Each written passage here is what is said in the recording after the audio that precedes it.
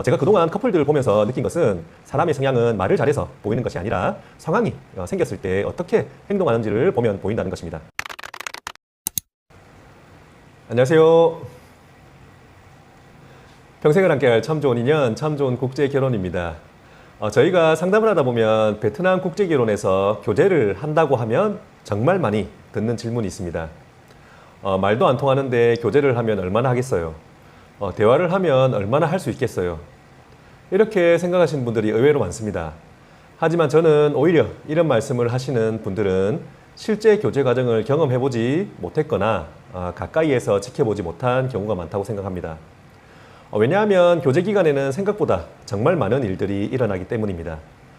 처음에는 서로 어색합니다.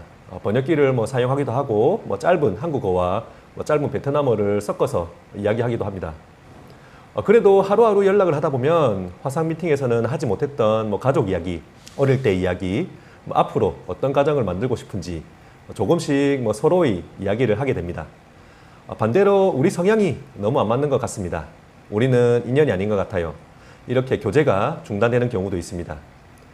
그리고 예상하지 못했던 문제가 생겨서 진행이 멈추는 경우도 있습니다.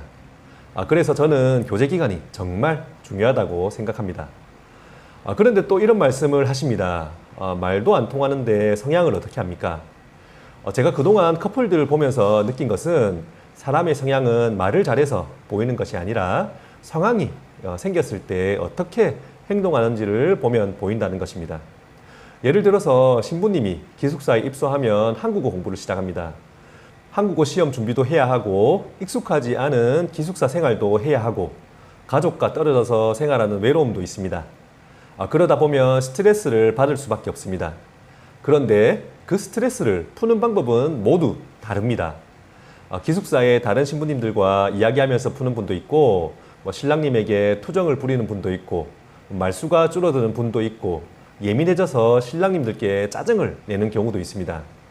이런 모습들을 보면서 서로의 성향을 조금씩 알아가게 되는 것입니다. 또 하나 중요한 것이 있습니다. 저는 교제 중인 신랑님들과 종종 통화를 합니다. 그런데 신랑님들께서 아무 생각 없이 하시는 말 속에서 중요한 단서를 발견하는 경우가 있습니다. 예를 들어서 신부가 어린 조카와 같이 산다고 하네요. 또는 아버지가 재혼을 하셔서 배다른 오빠가 있다고 합니다. 신랑님들께서는 그냥 신부님과 대화 중에 들은 이야기를 전달해 주시는 것이지만 저는 절대 그냥 넘기지 않습니다. 혹시 추가로 확인해야 할 부분 없을까? 갑자기 어린 조카? 갑자기 배달한 오빠? 이런 생각을 하게 됩니다. 그래서 기숙사를 통해서 다시 한번 확인을 합니다. 실제로 사실이라면 그냥 확인으로 끝나는 일이지만 설명과 다른 내용이 있다면 그 부분은 다시 확인하게 됩니다.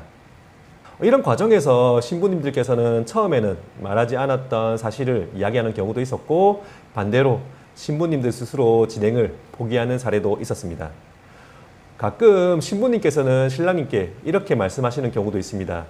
회사에 왜 이런 이야기까지 하셨어요? 우리 둘이 해결하면 안 되나요? 충분히 그럴 수 있습니다. 저도 두 분이 해결할 수 있는 일은 두 분이 해결하는 것이 가장 좋다고 생각합니다. 저희가 두 분의 대화를 대신하는 것은 아닙니다. 하지만 국제결혼은 업체를 통해서 진행하는 만큼 중간에서 조율이나 중재가 필요한 순간도 분명히 있습니다. 신랑님 편만 드는 것도 아니고 신부님 편만 드는 것도 아닙니다. 두 분이 좋은 관계를 이어갈 수 있도록 중재하는 역할을 하는 것입니다. 실제로 오해를 한번 풀고 나면 신부님도 조금 더 조심하게 되고 신랑님도 신부님의 입장을 이해하게 되면서 관계가 더 좋아지는 경우를 많이 봤습니다. 저희끼리는 이런 과정을 병을 친다고 표현하기도 합니다. 조금 강하게 들리실 수도 있지만 서로의 입장이나 생각을 한 번은 분명하게 확인하고 오해가 있다면 제대로 풀고 넘어가자는 의미입니다. 이 과정에서 누군가는 처음에는 서운할 수도 있습니다. 하지만 그 과정을 지나고 나면 오히려 더 단단한 관계가 되는 경우가 많았습니다. 결국 교제 기간은 단순히 연락을 주고받는 시간이 아닙니다. 서로의 성향을 알아가고 작은 오해를 풀어보고 문제가 생겼을 때 함께 해결하는 연습을 하는 시간입니다.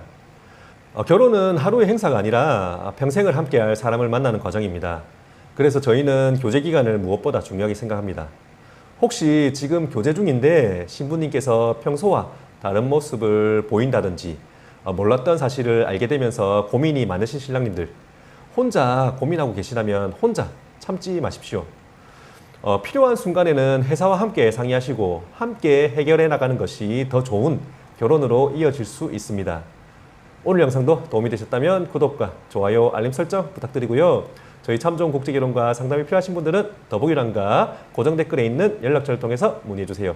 끝까지 시청해주셔서 감사합니다. 감사합니다.